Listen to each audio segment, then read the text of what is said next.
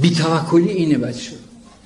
ایام خشکسالی و قحطی کشاورز رفت پیش آسیابان، بهش گفت تو رو به روح پدر و مادرت بچهای من دارن از گرسنگی میمیرن، قحطی، یه خورده به ما گندم بده. گندم.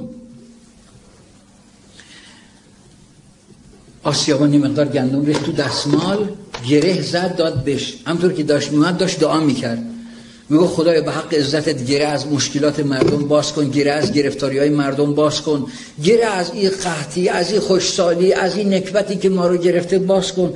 اینقدر گره کرد تا این گره های دستمال باز شد، همه گندم ها ریخت رو زمین. چنان عصبانی شد، رو کرد به خدا، گفت سالها نرد خدایی باختی، این گره رازان گره نشناختی؟ من تو را کی گفتم ای یار عزیز که این گره بخشای گندم را بریز؟ آن گره را چون نیارستی گشود، این گره بخشودن دیگر چه بود؟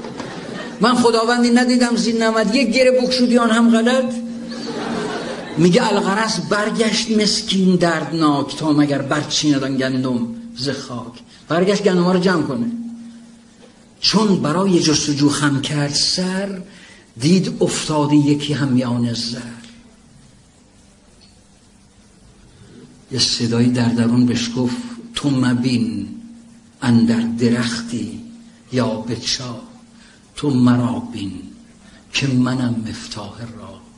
سر پنهان است اندر صد غلاف، ظاهرش با توست و باطن برخلاف. عقل را خود با چنین سودا چه کار، کر مادر زاد را سرنا چه کار. سجده کرد و گفت که ای رب ودود، من چه دانستم تو را حکمت چه بود. هر بلایی که از تو آید رحمتی است، هر که را فقری دهی آن حکمتی است.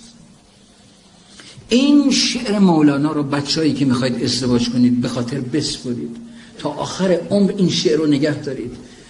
این شعر مولانا رو به خاطر بسپرید. هر لحظه که تسلیمم در کارگه تقدیر، آرامتر از آهو بی باکترم از شیر. هر لحظه که میکوشم در کار کنم تدبیر، رنج از پی رنج آید، زنجیر پی زنجیر.